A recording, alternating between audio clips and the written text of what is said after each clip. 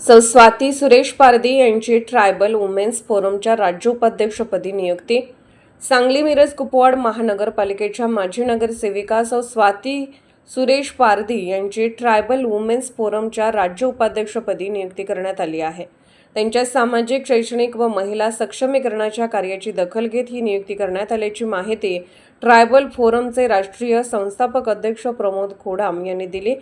पारधी यांनी समाजातील होतकरू व गरजू विद्यार्थ्यांसाठी शैक्षणिक मदत, शालेय गणवेश, शालेय साहित्य वाटप तसेच शाळांमध्ये स्वच्छ पिण्याच्या पाण्याची सुविधा उपलब्ध करून देण्यासाठी विशेष प्रयत्न केले आहेत.